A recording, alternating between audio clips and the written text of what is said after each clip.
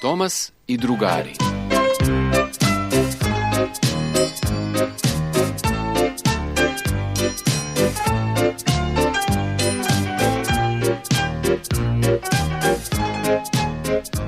Brijanje.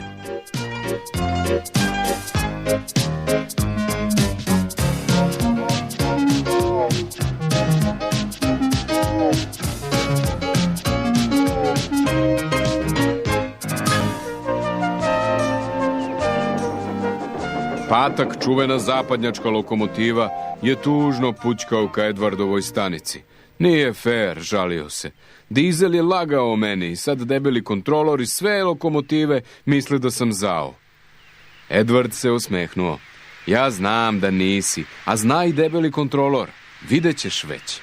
Hoćeš da mi pomogneš oko ovih vagona?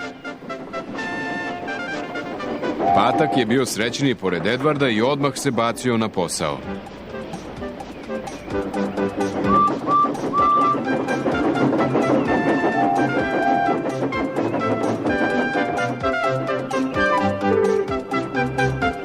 Vagoni su bili tvrdoglavi, teški i bučni.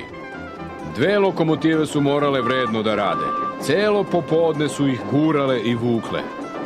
Konačno su došli do vrha brda. Doviđenja! Zazviždao je Patak i lagano krenuo preko prelaza ka drugoj liniji. Patak je voleo spuštanje nizbrdo.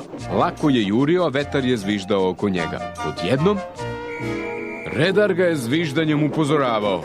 Ura, ura, ura! Smejali su se vagoni. Odvojili smo se! Juri ga, udari ga, izbaci ga iz šina, vikali su. Brže, Patak, brže, rekao je vozač. Projurili su kroz Edvardovu stanicu, ali su ih vagoni sustizali. Idemo što brže možemo, onda će postepeno da nas sustignu. Vozač je dobijao kontrolu. Još jedna čista milja i uspećemo. O Bože, pogledaj! James je baš tim šinama kretao ka sledećoj stanici. Svakog sekunda bi mogli da se sudare. Sad je sve na tebi, Patak, rekao je vozač. Patak je svom težinom pokušavao da zaustavi vagone. Prekasno! Gunđao je Patak. Skrenuo je na sporedni kolosek baš tamo gde je Berberin postavljao radnju. Brijao je mušteriju.